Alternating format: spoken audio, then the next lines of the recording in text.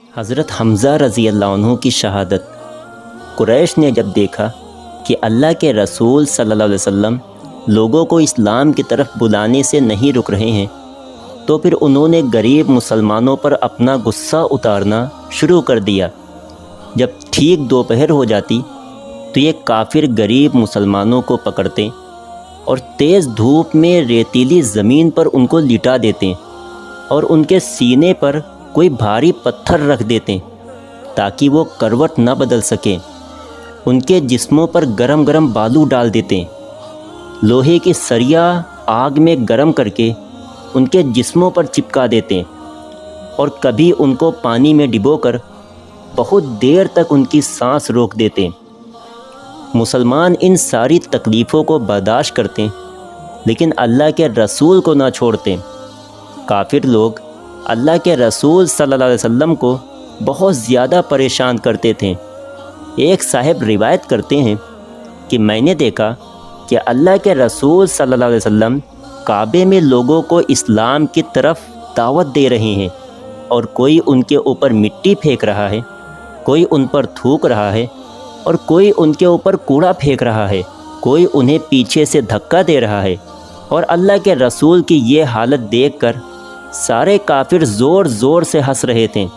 اللہ کے رسول صلی اللہ علیہ وسلم پورا دن لوگوں کو اسلام کی دعوت دیتے لیکن کوئی ماننے کے لیے تیار نہیں ہوتا۔ ایک روز اللہ کے رسول صلی اللہ علیہ وسلم صفا پہاڑ پر بیٹھے ہوئے تھے کہ اچانک وہاں ابو جہل آ گیا۔ کافروں میں اللہ کے رسول کا سب سے بڑا دشمن ابو جہل ہی تھا۔ اس نے اللہ کے رسول صلی اللہ علیہ وسلم کو گالیاں دینی شروع کر دی۔ اللہ کے رسول خاموش بیٹھے رہے، اس کو کوئی جواب نہ دیا۔ جب ابو جہل نے دیکھا کہ محمد مجھے کوئی جواب نہیں دے رہے ہیں تو اس نے ایک پتھر اٹھایا اور اللہ کے رسول کے سر پر مار دیا، جس کی وجہ سے اللہ کے رسول صلی اللہ علیہ وسلم کے سر سے خون بہنے لگا۔ اللہ کے رسول خاموشی سے اٹھیں اور کعبے کی طرف چلے گئے، آب زمزم سے جا کر اپنے زخم دھوئے اور پھر اللہ کے سامنے سجدے میں گر گئے اور رونے لگے۔ حضور کے چاچا حضرت حمزہ ابھی اسلام نہیں لائے تھے، وہ اس دن شکار کرنے گئے ہوئے تھے۔ حضرت حمزہ جب بھی شکار کر کے شام کو واپس آتے تو بڑے اکڑ کے چلتے تھے۔ اس دن بھی جب وہ مکہ کے اندر داخل ہو رہے تھے تو دو غلام لڑکیوں نے ان سے کہا کہ اے حمزہ، اگر آج تم اپنے بھتیجے محمد کی حالت دیکھ لیتے کہ ابو جہل نے ان کو کیسے مارا تھا تو شاید تم ایسے اکڑ کے نہ چلتے۔ حضرت حمزہ نے ان لڑکیوں سے ساری باتیں پوچھیں تو انہوں نے سب کچھ بتا دیا کہ آج ابو جہل نے تمہارے بھتیجے کو بہت گالیاں دی اور پھر ایک پتھر اٹھا کر ان کے سر پر مارا کہ جس کی وجہ سے ان کے سر سے خون بہنے لگا۔ یہ سننا تھا کہ حضرت حمزہ کو بہت تیز غصہ آیا، تیر کمان ہاتھ میں لیے سیدھے حرم میں پہنچے۔ ابو جہل اپنے ساتھیوں کے ساتھ حرم میں ایک ٹولی بنائے بیٹھا ہوا تھا۔ حضرت حمزہ نے جاتے ہی اس کے سر پر بہت تیز کمان ماری، ابو جہل کا سر پھٹ گیا۔ حضرت حمزہ نے کہا کہ اے جاہل، کیا تم سمجھتے ہو کہ میرا بھتیجا لاوارث ہے، جس کا من کرے وہ اسے گالیاں دے اور مارے؟ ایسا ہرگز نہیں ہوگا۔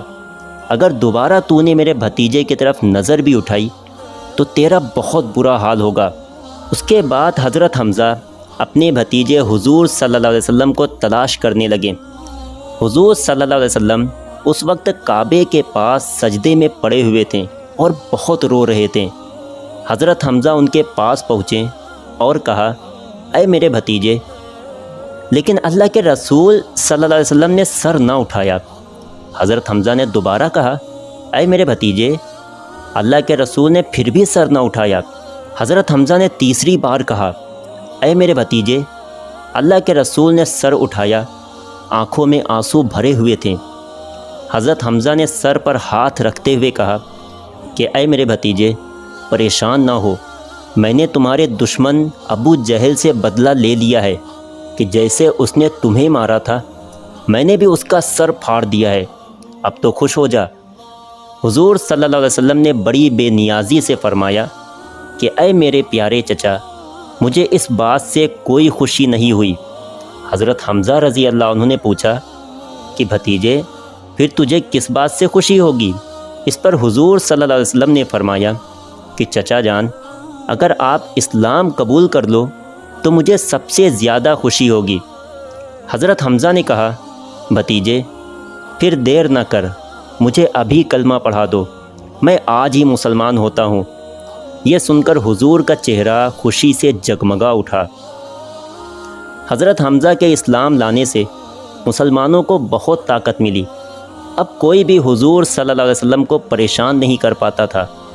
ہر ایک حضرت حمزہ سے ڈرتا تھا، کیونکہ حضرت حمزہ ان بہادر لوگوں میں سے تھے کہ جنگ میں ان سے کوئی بھی جیت نہیں پاتا تھا۔ اللہ کے رسول اپنے چاچا حضرت حمزہ سے بہت محبت کرتے تھے۔ وفات۔ ہجرت کے بعد جنگ احد کے موقع پر حضرت حمزہ نے بہت بہادری سے جنگ لڑی۔ کوئی بھی ان کے سامنے آنے کی طاقت نہیں رکھتا تھا۔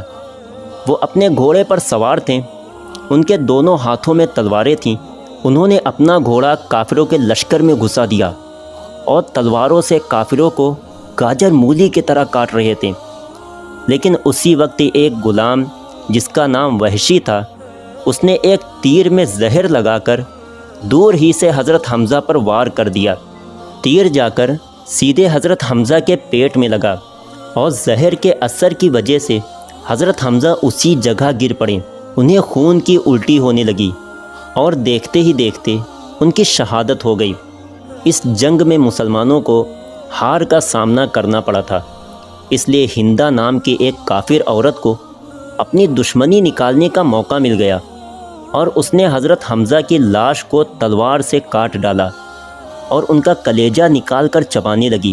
ان کی ناک کان کاٹ دیے، ان کی آنکھیں باہر نکال لیں اور ان کی لاش کی بہت بری حالت بنا دی۔ جنگ کے بعد اللہ کے رسول صلی اللہ علیہ وسلم نے صحابہ اکرام سے پوچھا کہ میرے چاچا حمزہ کہاں ہیں؟ مجھے نظر نہیں آ رہے ہیں۔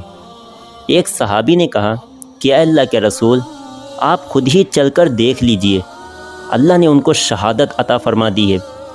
یہ سن کر اللہ کے رسول کی آنکھوں سے آنسو بہنے لگے اور ان صحابی کے ساتھ اللہ کے رسول چل دیے۔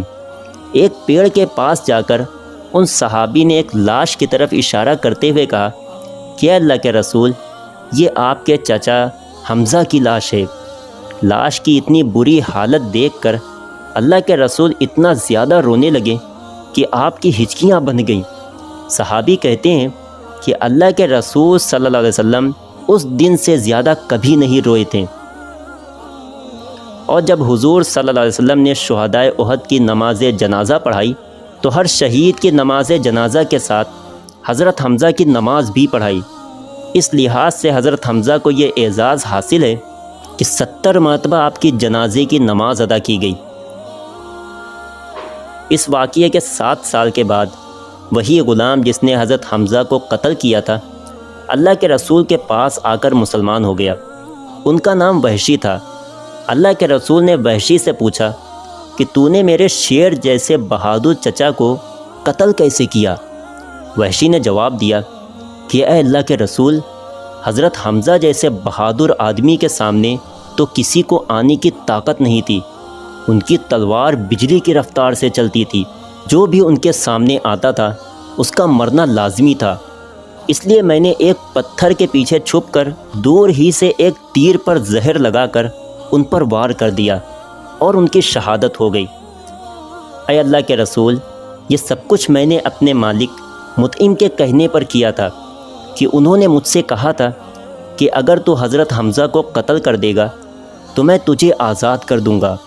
میں نے آزاد ہونے کی خاطر حضرت حمزہ کو قتل کیا اور ان کی شہادت ہو گئی۔